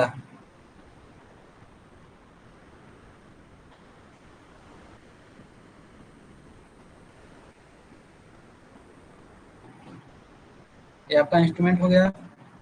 ये बोला इक्वी डिस्टेंस तक दोनों दोनों स्टाफ रखे हुए हैं आपका, ठीक। मान लीजिए एक पॉइंट पी है, एक पॉइंट क्यू है, इक्वी डिस्टेंस पे दोनों रखे हुए हैं और स्टाफ यहाँ पे है पॉइंट पी पे, एक पॉइंट पे क्यू पे स्टाफ है। जो इस पे रीडिंग शो हो रहा है 2.145 मीटर है। इस पे जो रीडिंग शो हो रहा है, इसको लाइन में देखेंगे तो एक बड़ा है तो कम क्यों लिखे हैं, या इस पे जो डिस्टेंस हो रहा है इस स्टाफ पे 2.855 मीटर है और इसका आरएल दिया है 105.50 मीटर। तो इसका आरएल कितना होगा, क्यू का आरएल, इसमें से ए वाला हाइट को ऐड कर देंगे, यहाँ पे प्लस करते हैं 105। ओके, दूसरा कलर लेते हैं।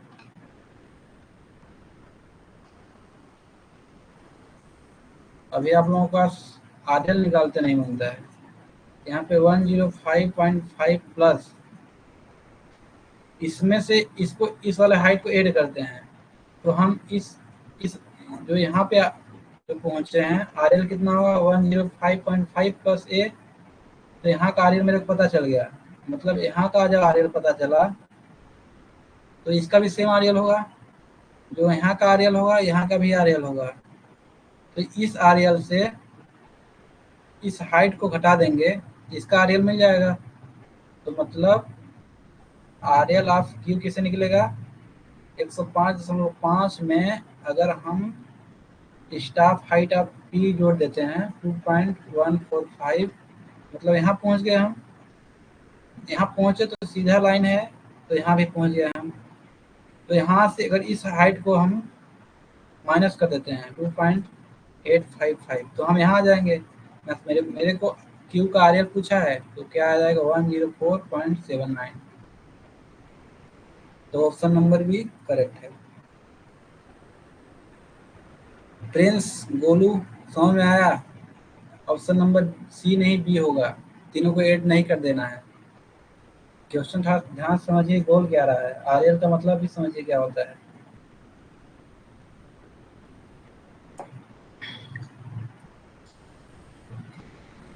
फोर्टी एट में क्वेश्चन है, इसमें आपका चार ऑप्शन दिया है पहला 121.82, ऑप्शन बी दिया है आपका 118.17, ऑप्शन सी दिया है आपका 116.38 मीटर, ऑप्शन डी दिया है आपका 120 मीटर।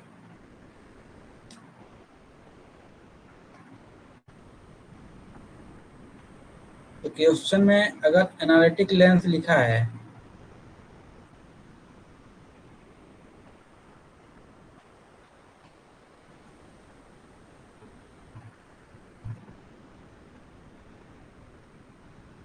तो एनालिटिक लेंस का मतलब क्या होता है?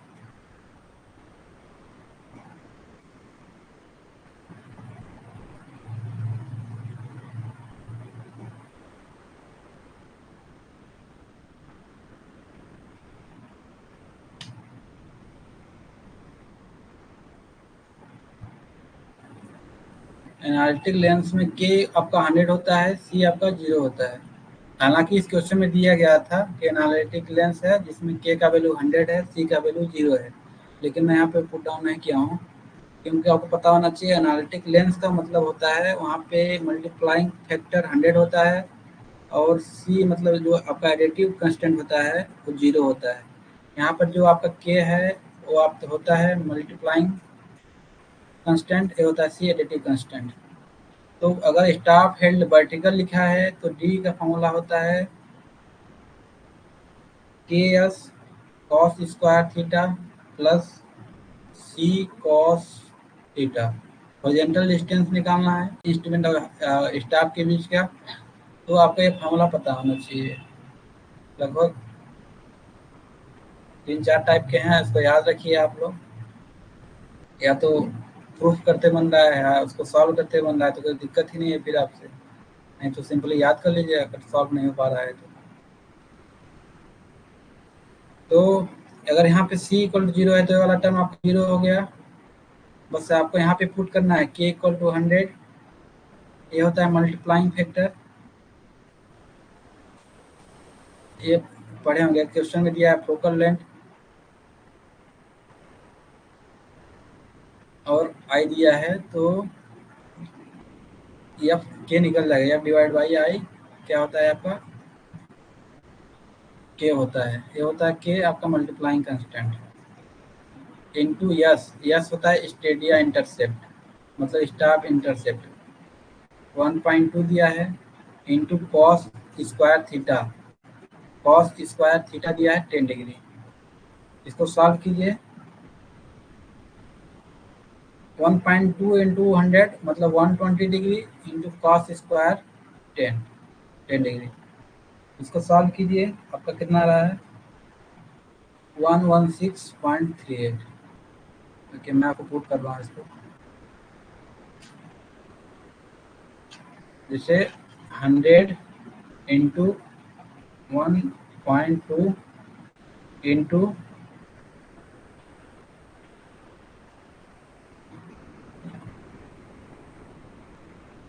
100 इंटू 1.2, ये क्या आया 120 आया है, इसको सेव कर लीजिए। फिर आपका 10 है कॉस, इसका स्क्वायर करना है इंटू एम एस रिकॉल, कितना है 116.38। तो ऑप्शन नंबर सी करेक्ट होगा।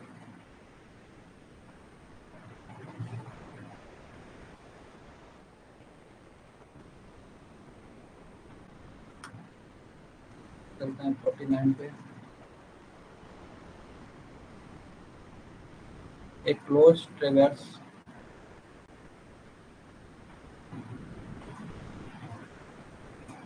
सर्वे gives the following data.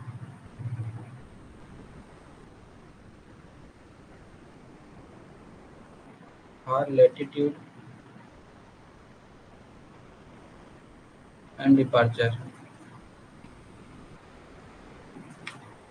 Summation of latitude दिया है आपका plus 0.5 metre, summation of departure दिया आपका माइनस 0.8 मीटर। बोला if the total length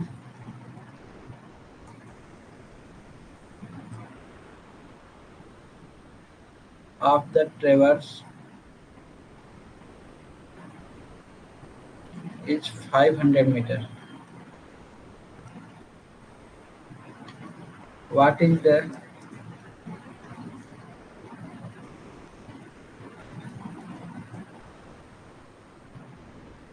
linear mesh closure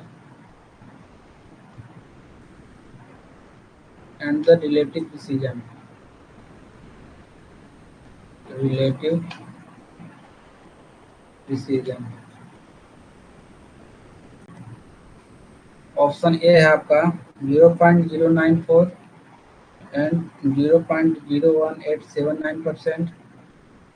option B है आपका 0.943 एंड 0.1886%।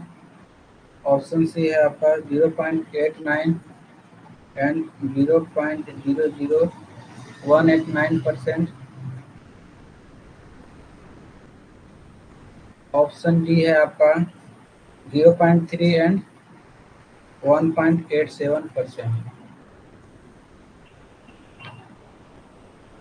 तो सब चीज़ दे दिया है आपके पास, सिंपल सिंपल सा फार्मूला याद रखना था इसमें सॉल्व भी नहीं करना है, कुछ नहीं करना है, सिर्फ फार्मूला याद रखना है। सॉल्यूशन क्या है मिस क्लोजर का? मिस क्लोजर का फार्मूला होता है समेशन ऑफ लेटीट्यूड का square plus summation of departure का स्क्वायर। समेशन ऑफ लेटीट्यूड क्या है 0.5 का स्क्वायर प्लस डिपार्चर का 0.8 का स्क्वायर। यहाँ पे माइनस लगा सकते हैं, प्लस लगा सकते हैं, लेकिन स्क्वायर में माइनस प्लस का कुछ रोल नहीं है। तो इसको जब सॉल्व करेंगे आएगा आपका 0.943। आपका रिलेटिव प्रिसीजन निकालना है। प्रिसीजन वो होता है आपका misclosure divide by total length into 100। Misclosure आपका 0.943 into 100 divide by total length कितना है 500। इसको सॉल्व करेंगे तो आपका आएगा 0.1886%। तो ऑप्शन नंबर बी करेक्ट है।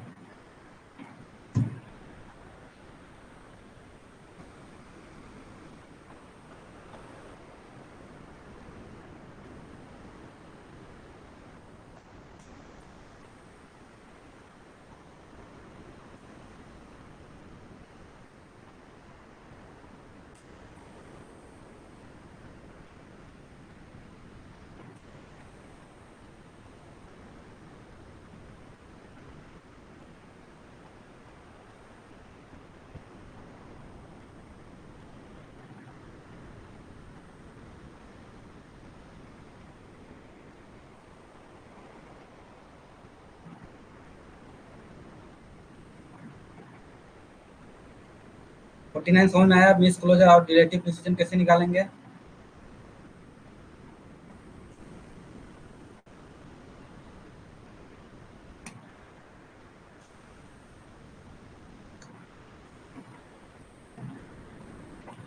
अब चलते हैं क्वेश्चन नंबर 50 पे। लगता है आप लोग बहुत शर्माते हैं पूछने में। In a mine surveying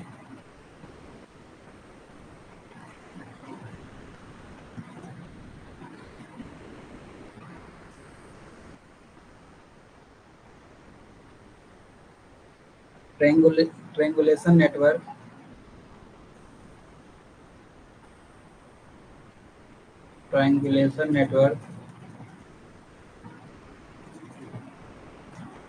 what is the minimum number, what is the minimum number of control station required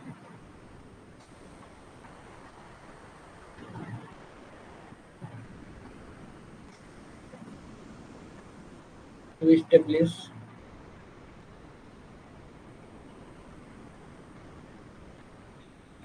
a local coordinate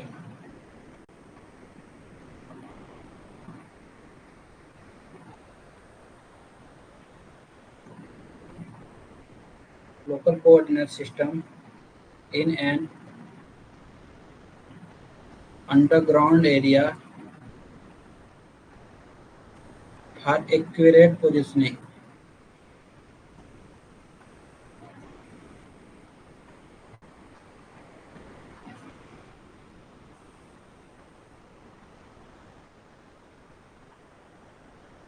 and orientation.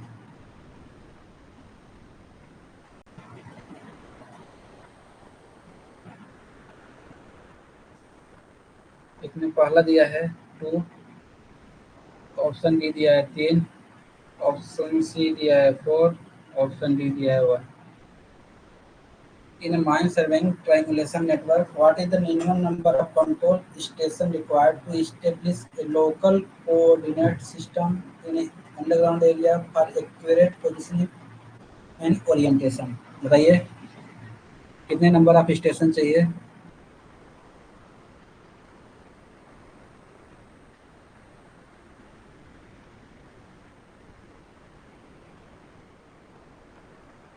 Any comment?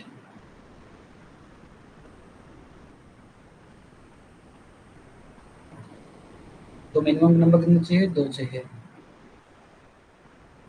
तो फर्स्ट स्टेशन से आपका क्या हो गया? ओरिजिन हो गया. सेकंड स्टेशन से आपका ओरिएंटेशन या रेफरेंस मान लीजिए. तो 2 स्टेशन चाहिए minimum.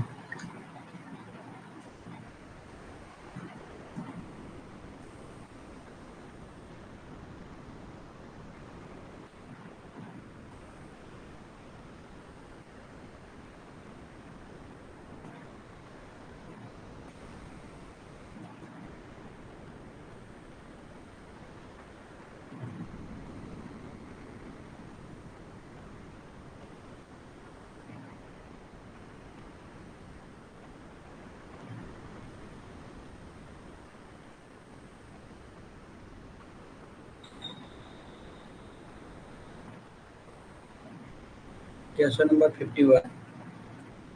The areal of a benchmark is 200 meter. The leveling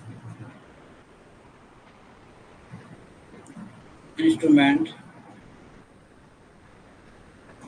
is set up at a point and a backside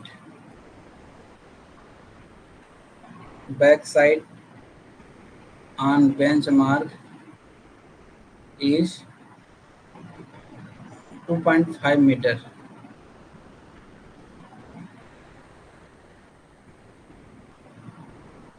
And a foresight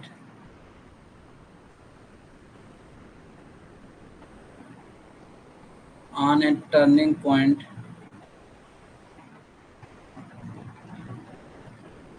is 1.8 meter. If a new instrument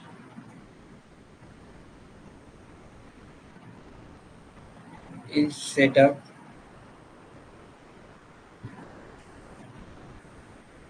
at a different location,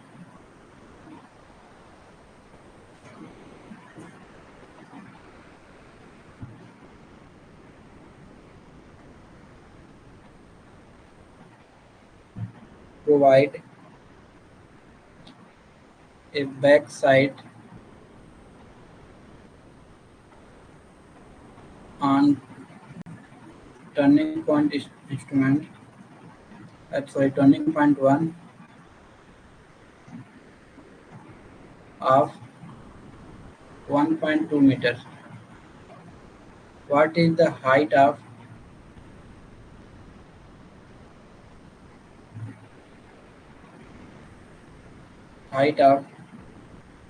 the instrument for the second setup?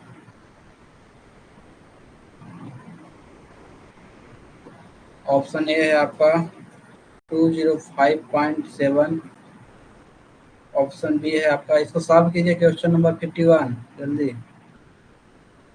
Option C है आपका 201.9। अगर नहीं बन रहा है तो अब देखिए कहाँ पे डाउट जा रहा है, तभी तो आप पूछ पाएंगे। जब तो सॉल्व करने का ट्राई नहीं करेंगे तो आपको डाउट नहीं आएगा कभी, क्योंकि सोल्यूशन देख के सबको समझ में आता है कि हाँ ये तो बहुत क्वेश्चन इजी था। जब तक आप सॉल्व करने का ट्राई नहीं करेंगे तो आपको डाउट का पता ही नहीं चलेगा कहाँ पे डाउट जनरेट हो रहा है मेरे को। तो क्वेश्चन सॉल्व करने का ट्राई कीजिए हर क्वेश्चन को, जहाँ पे डाउट आ रहा है उस समय पूछिए, हाँ यहाँ पे कहाँ पर क्या परेशानी जा रही है मेरे को, इससे आगे कैसे प्रोग्रेस करें हम, तभी कोई कुछ बता पाएगा। जब तक आप सवाल नहीं पूछेंगे, मैं तो सिर्फ क्वेश्चन देखा सोल्यूशन करा दिया, मेरे को क्या पता चलेगा आपको कहाँ पे प्रॉब्लम आ रही है।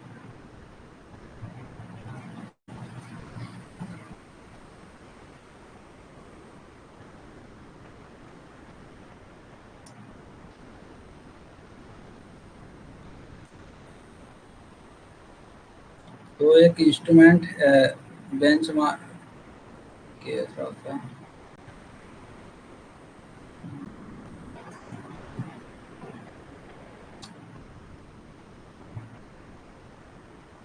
इंस्ट्रूमेंट हो गया, ठीक। इसका आरएल दिया है आपका 200 मीटर।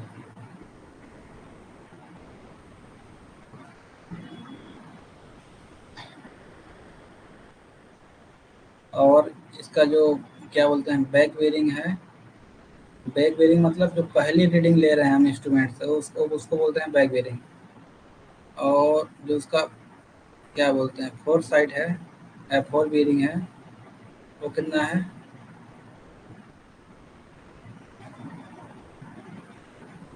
सॉरी,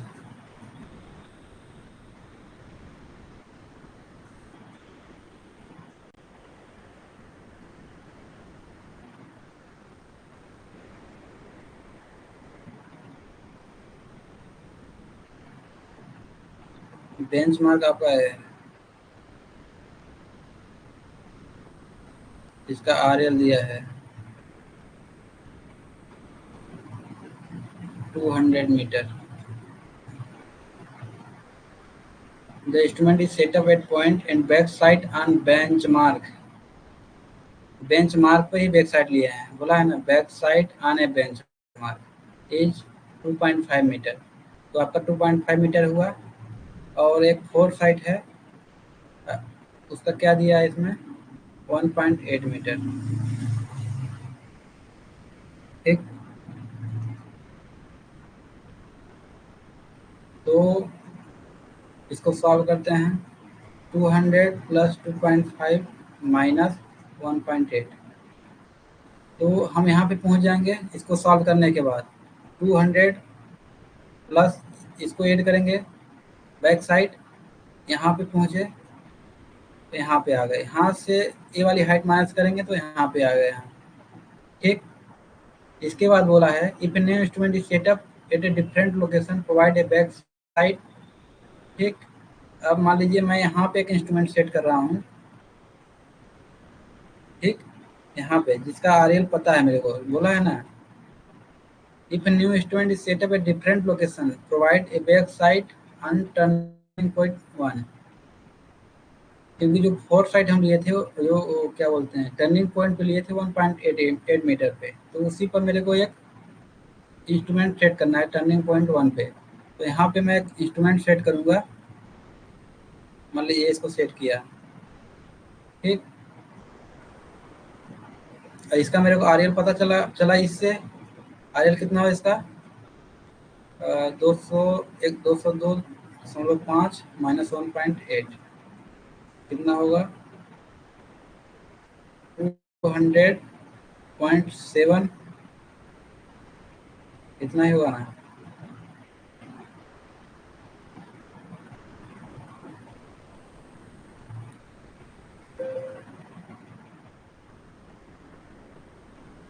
फिर आपका क्या है, एक इंस्ट्रूमेंट स्टेशन से एक बैक साइड लिए हैं हम। तो मान लीजिए एक बैक साइड लिए हैं कितने का? 1 पॉइंट।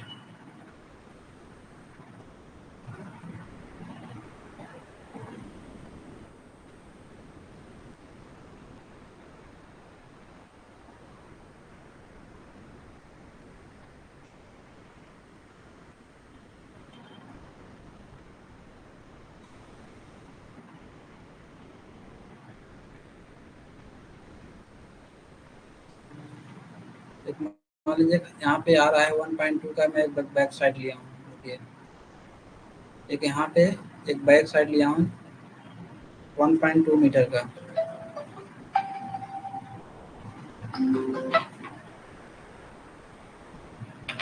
हेलो,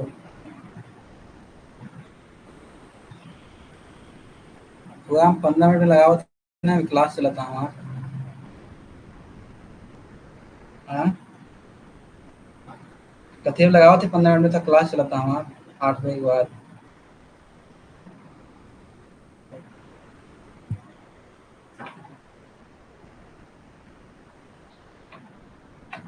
तो 1.2 मीटर का यहाँ पे बैक साइड हुआ। तो इसमें अगर वो प्लस 1.2 ऐड करेंगे तो यहाँ पे पूछा है हाइट ऑफ इंस्ट्रूमेंट।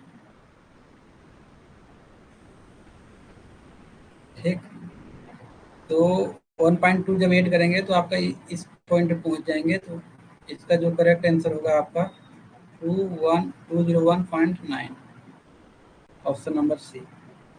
नमस्ते, आपके सवाल के अनुसार हाइट ऑफ इंस्ट्रूमेंट यानी इंस्ट्रूमेंट की ऊंचाई एक तकनीकी शब्द है जिसका इस्तेमाल सर्वेक्षण, सर्वेइंग और सिविल इंजीनियरिंग यहाँ से चल रहा है सर।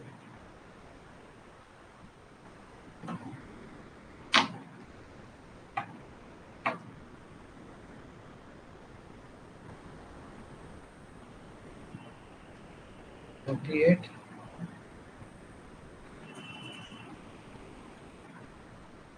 में क्या था? 48 में क्या है भाई, इसमें सिर्फ फार्मूला पे पुट करना था। डी इक्वल टू के एस कॉस स्क्वायर थीटा। के आपका दे दिया गया है, स्टाफ इंटरसेप्ट दे दिया गया है, और कॉस स्क्वायर थीटा।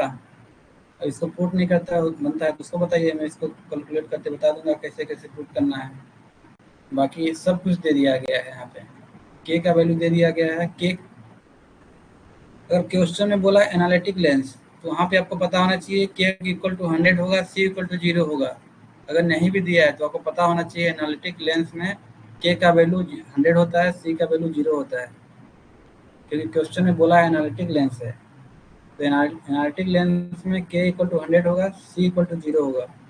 तो बस सिंपल सा आपको फॉर्मूला याद होना चाहिए। अगर स्टाफ हेड बट जो स्टाफ हेड वर्टिकल है तो, क्योंकि इसमें स्टाफ हेड नॉर्मल है, दो तीन तरीके के हैं, इसको पता होना चाहिए आपको। अगर स्टाफ हेड वर्टिकल है तो आपका डिस्टेंस का फॉर्मूला क्या होगा? डी एस का स्क्वायर थीटा। के का वैल्यू वहाँ पे 100 दिया है, स्टाफ इंटरसेप्ट का वैल्यू दिया 1.2 मीटर। 100 इंटू 1.2 120 होगा, और एंगल दिया है 10 डिग्री। तो कॉस स्क्वायर 10 डिग्री, इसको कैलसी पुट करेंगे तो 116.38 आएगा।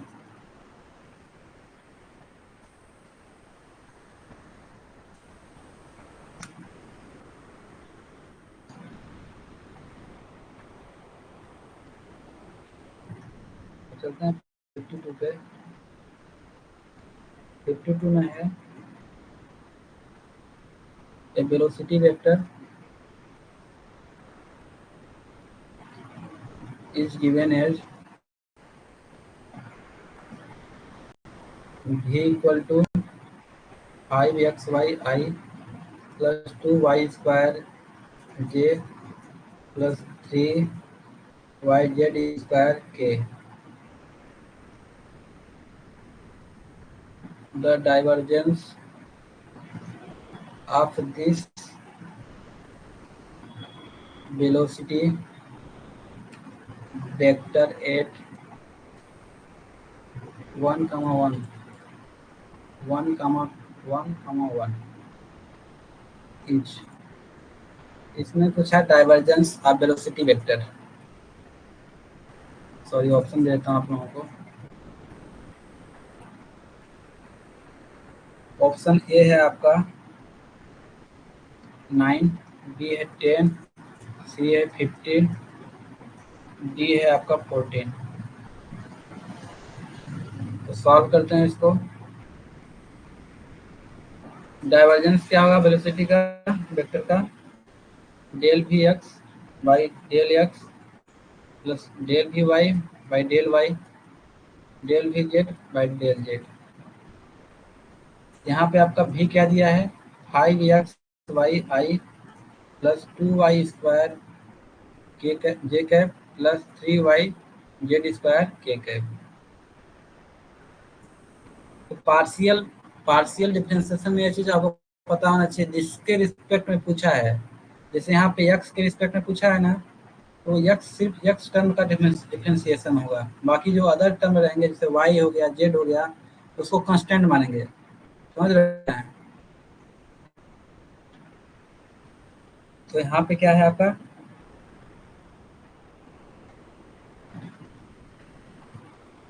Del V by X, sorry del V X by del X क्या है आपका? 5 क्या होगा? 5y होगा, क्योंकि x का डिफरेंशिएशन क्या होगा? 1 होगा। तो del V Y by del Y क्या होगा? इसमें y का जब डिफरेंशिएशन करेंगे तो 2 दूनी 4 हो जाएगा, और 2 दूनी 4 हो जाएगा, 2 के पावर में -1 होगा, तो 2 - 1 1 होगा, तो y की पावर में सिर्फ 1 बचेगा, तो 4y हुआ। अब del V Z by del Z क्या होगा? अब सिर्फ इसमें जेड का डिफरेंशिएशन होगा, 3y आपका कॉमन हो जाएगा, बाहर हो जाएगा। जैसे 3y जेड स्क्वायर के है ना, तो के तो आपको लेना नहीं है यहाँ पे। इसका डिफरेंशिएशन करना है आपको। मैं क्या बोला, अगर जेड के रिस्पेक्ट में कर रहे हैं तो ए वाला टर्म क्या होगा? कांस्टेंट हो जाएगा। तो 3y को बाहर निकालिए, del V Z by del Z Z square का सिम्प कीजिए, क्योंकि ये सब चीज़ क्या होगा? कांस्टेंट हो गया। तो इसका डिफरेंशिएशन क्या होगा जेड स्क्वायर का? में क्या होता है डिफरेंशिएशन का? N X N -1। अगर आपका एक्स एन है, एक्स एन का डिफरेंशिएशन क्या होगा? N X N -1।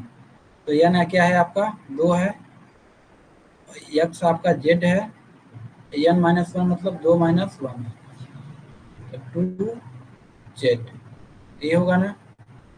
अब सामने में 3y अलग से था, तो 2z इंटू 3y क्या होगा? 6yz। तो इसका क्या होगा? 6yz। सिमिलर प्रोसेस इधर भी था। तो डेल भी क्या होगा आपका? 5y plus 4, sorry 5y plus 4y plus 6yz। अब मेरा डाइवर्जेंस निकालना है वेलोसिटी वेक्टर एट 1, 1, 1, मतलब ये डेल भी किस पे निकालना है? 1, 1, 1 पे। तो 5 into 1 plus 4 into 1 plus 6 into 1 into 1, 5 plus 4 plus 6 कितना होगा? 15। कोई डाउट हो तो पूछिए।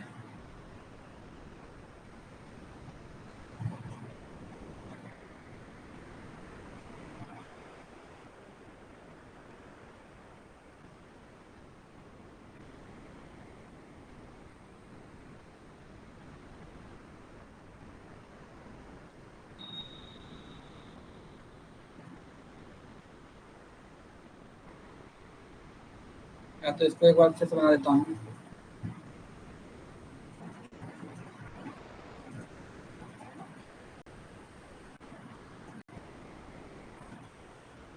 आज का ये लास्ट क्वेश्चन है, मैं इसको समझा के बंद करता हूँ क्लास।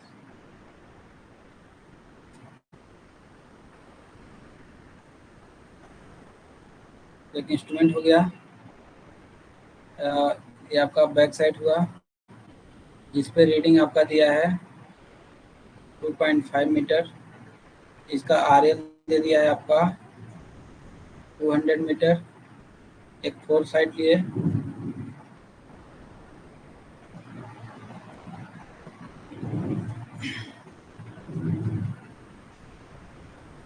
फोर साइड कितना है 1.8 मीटर। अब यहाँ पे एक स्टेशन रखना है जिसका बैक साइड कितना आना चाहिए 1.2 मीटर। तो बस कुछ नहीं करना है, इंस्ट्रूमेंट हाइट का ही 1.2 मीटर रखिए, सीधे सिंपल सा, इसको 1.2 मीटर रखिए। तो यहाँ पे पहुँचने के आपको यहाँ पे पहुँचना है। कुछ है what is the height of the instrument at second setup. पहला सेटअप ये था, तो सेकंड सेटअप ये है। यहाँ पे हाइट इसका पूछा था, ये 1.2 दिया है, तो यहाँ पे कैसे पहुँचना है आपको देखना है। तो 200 प्लस 2.5, 200 यहाँ पे है प्लस 2.5 यहाँ पे पहुँचे, ठीक, मतलब यहाँ पे पहुँच गया मैं।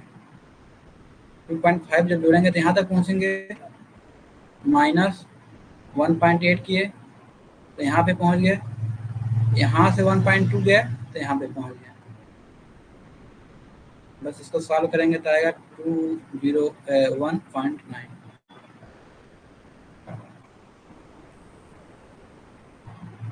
किसी को डाउट क्वेश्चन नंबर 50 तक 2 तक?